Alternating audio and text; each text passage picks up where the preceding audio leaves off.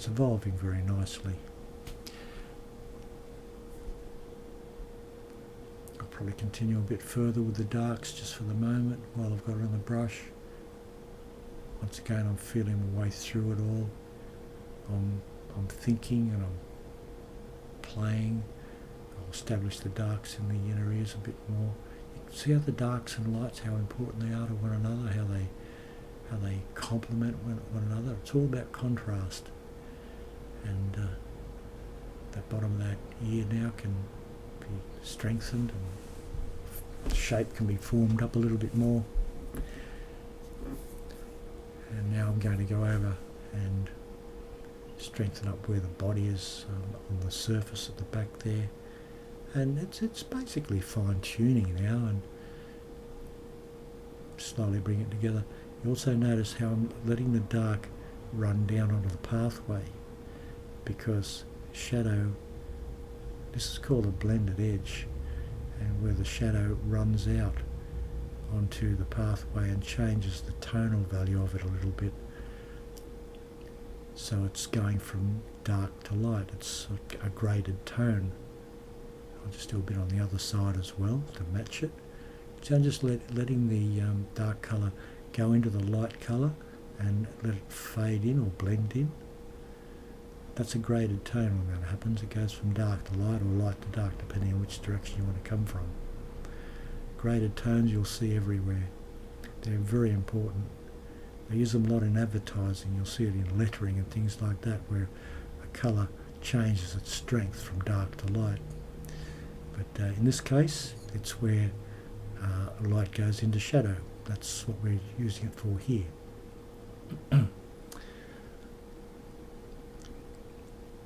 But what I'm basically doing is I'm just going around the painting now, and like I said, I'm just fine-tuning everything.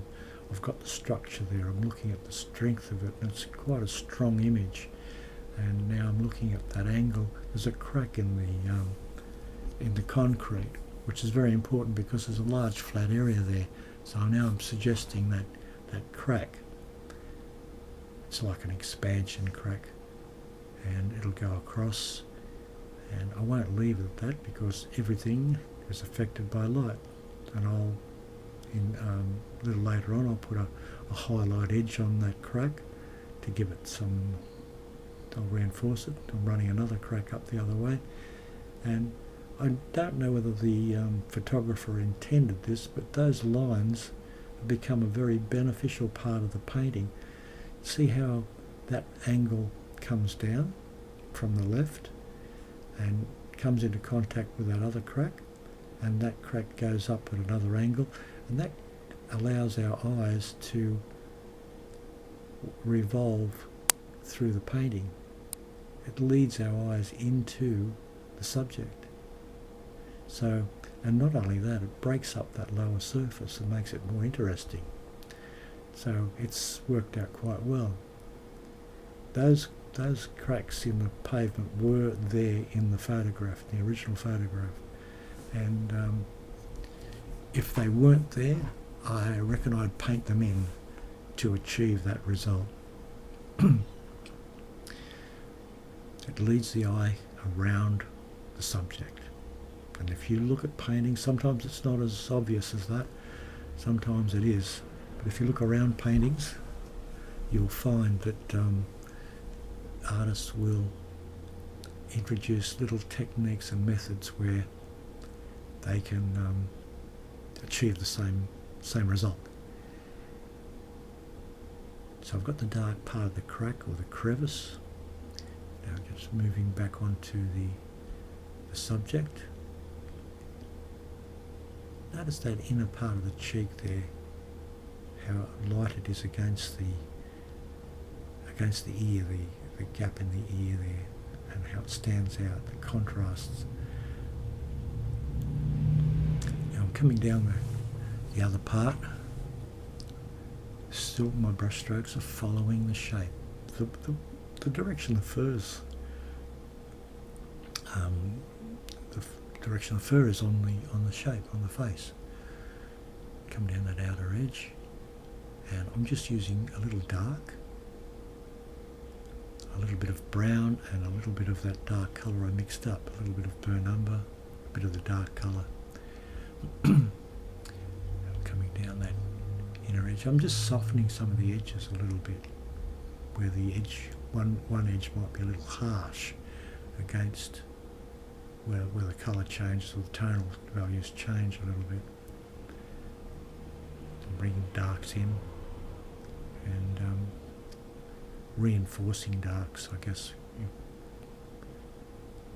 you could put it. Tidying up a little bit. And just generally working around the subject. Still with some dark on there, I'm going to reinforce the eyes. At this stage, as I said, I'm just giving the whole subject more strength, giving it a stronger feel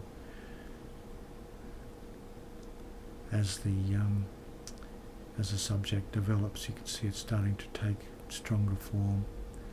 And now I'm going to smudge a little edge here and there with my finger, still softening edges, allowing them to blend a little bit.